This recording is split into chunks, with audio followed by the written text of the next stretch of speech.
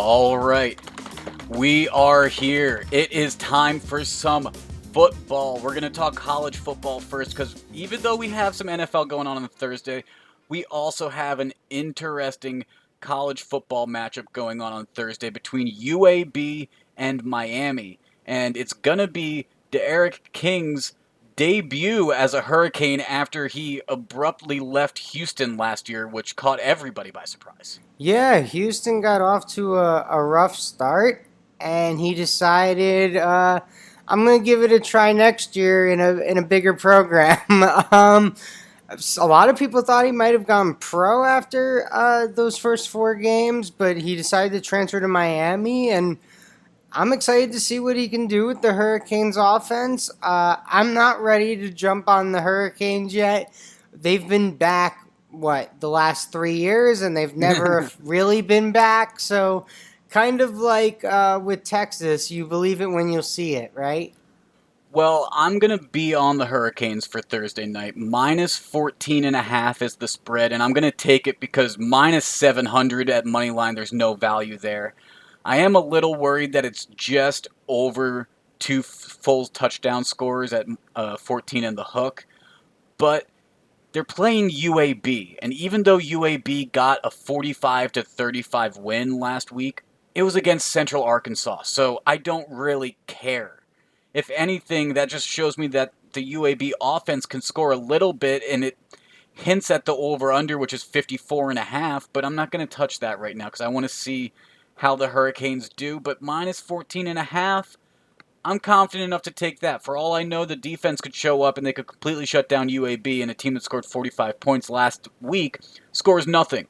And it could be a cover, but way under that over-under. So I'm going to go minus 14.5. The Eric King, I think, is going to show off why he decided to make this transfer move, and I think it's going to pay off for him, at least on Thursday. I'm not going to speak on Miami's program beyond Thursday, though.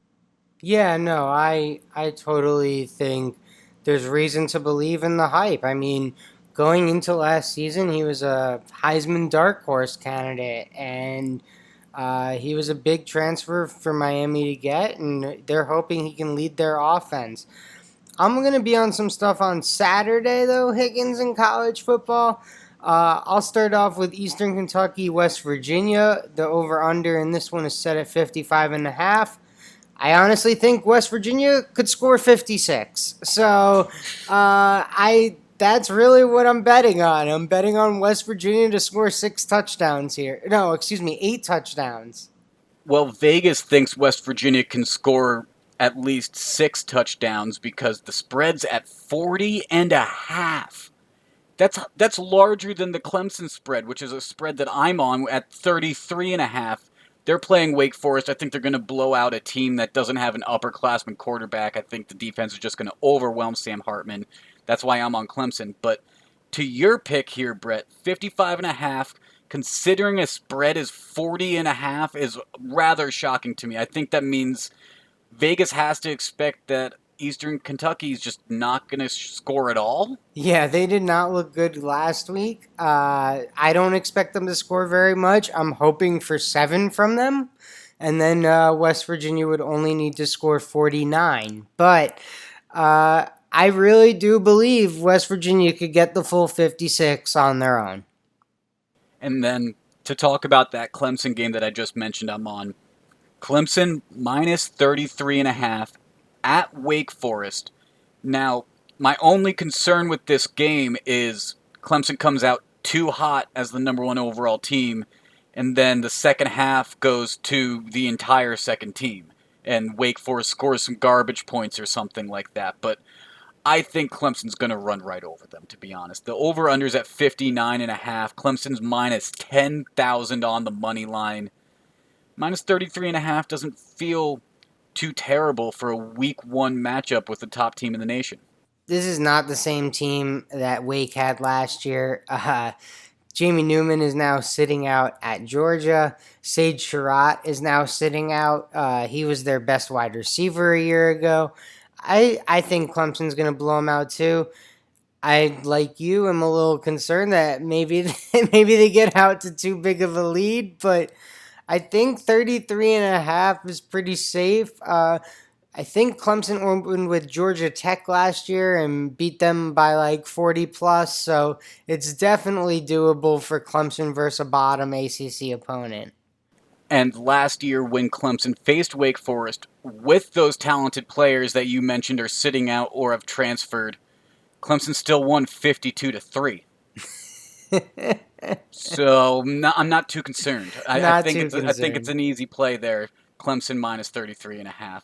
But Brett, that's not your West Virginia play. That's not the only college football that you find yourself on, is it? No, I'm on two more games. I'll have my eye on a third. Our lovely Cuse team gets their season started at UNC. We're plus 880 on the money line, Higgins. I want that so badly. Why not? I'll back it. Sure, I may throw $1 on it, but I just had to mention it. Uh, Plus 23.5 intrigues me. The only thing holding me back is what you and I talked about before the show started. The left guard situation at Syracuse is pretty interesting with Chris Elmore, the defensive lineman turned fullback turned left guard, getting the start.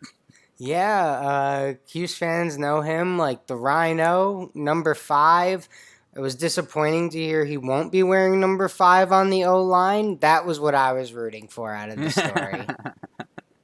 An offensive lineman with the number 5 would have been great. I did see an article that he's not the smallest offensive lineman in D1 though. At 6 foot 288, he's still a big boy, so hopefully he can hold his own on that line. Yeah, definitely. But going back to some other games that we're on, Iowa State takes on Louisiana Lafayette. At home, Iowa State is 11.5 point favorites.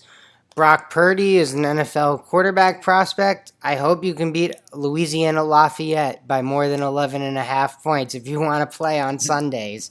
Um, so I'm going to back them. And then Western Kentucky visits Louisville. Louisville is an 11.5 point favorite. If there's one thing I know about Louisville is that they blew everyone's expectations out of the water last year. People did not expect a good team. They ended up being a bowl team. They have a really good second-year head coach with them. He came from App State. I'm drawing a blank on his name right now. But I'm sure you will fill in our listeners in a second. But anyway, his offense is great. Louisville puts up a lot of points. I don't think Western Kentucky will be able to keep up with them. So Louisville minus 11.5 at home, I like. And Iowa State minus 11.5 as well. Something about those 11s. Iowa State, I think, is an interesting call. The Cyclones, they are an up and coming program with that Big 12 and Purdy, like you mentioned. However, Iowa has had its own issues with some natural disasters going on that I'm not sure the length that they've been able to have their preseason effectively. Louisville, an ACC school, trying to get back on the right track. It'll be interesting to see how that coaching staff brings that together with Scott Satterfield back again this year. So it'll be interesting, but they're playing Western Kentucky again. I agree with you. Minus 11.5 seems a little low for me in both of those cases. So if you weren't on them, I might find myself there. Uh, I'll have my eye on that Syracuse game. I don't know if I'll be on it quite yet, but I'm thinking about it. I'm definitely thinking about it. Plus 880, that's where my heart is. What's $1?